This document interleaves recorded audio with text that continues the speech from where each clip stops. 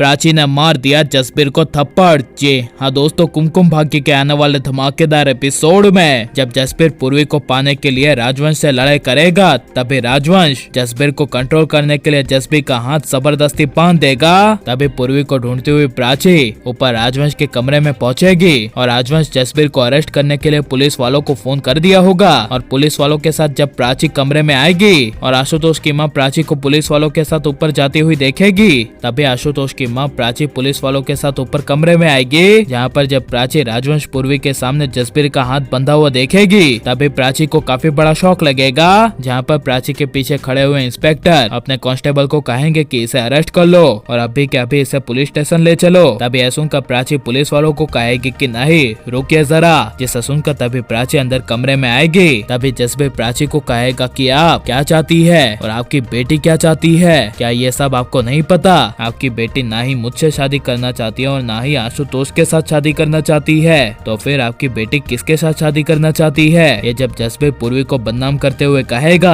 तभी आशुतोष की माँ को काफी बड़ा शौक लगेगा। और तभी जसबीर आगे बोलते हुए प्राची के सामने कहेगा कि आपकी बेटी क्या आरवी के साथ शादी करना चाहती है? उसका मन और कहीं नहीं बल्कि आरवी के साथ जुड़ा है। यह सुनकर प्राची को काफी बड़ा झटका लगेगा और राजवंश को मन में काफी ज्यादा गुस्सा आएगा। जहाँ पर जब राजवंश जसबीर को मारने के लिए आगे बढ़ेगा, तभी प्राची आगे आकर जसबीर को जोर से थप्पड़ मार देगी, जिसे देखकर जसबीर के होश उड़ जाएंगे और जसबीर एक हाथ अपने गाल पर रख देगा और काफी गुस्से से प्राची को देखेगा और कहेगा कि आपने ये ठीक नहीं किया, मुझे थप्पड़ मारकर आपने जरा भी ठीक नहीं किया, मैं इसका बदला आपसे लेकर रहूंगा और पूर्वी की शादी मैं किसी के साथ नहीं होने दूंगा। यह सुनकर तभी पीछे से इंस्पेक्टर जसबीर को अरेस्ट करने के लिए ऑर्डर दे देंगे। जहाँ पर जब इंस्पेक्टर आगे आकर जसबीर को अरेस्ट करेंगे और जसबीर को ले जाएंगे, तभी प्राची आशुतोष की माँ के सामने हाथ जोड़कर अपनी बेटी पूर्वी की शादी को तोड़ती हुए आशुतोष की माँ को कहेगी कि आई एम सॉरी, आपको मेरी बातों का अगर बुरा लगे तो मुझे माफ कर देना, मैं मेरी बेटी की शादी अब आपके बेटे के साथ कैंसिल करती हूँ। मेरी बेटी की जान आज भी आरवी ने बचाई, आपके बेटे ने नहीं, और आपका बेटा कहाँ है ये भी नहीं पता। यह सुनकर तभी आशुतोष की माँ प्राची को कहेगी कि आप ये सब क्या कह रही हैं? मेरा बेटा यहीं कहीं होगा, अगर वो यहाँ पूर्वी को जसबीर के साथ मुसीबत में देखता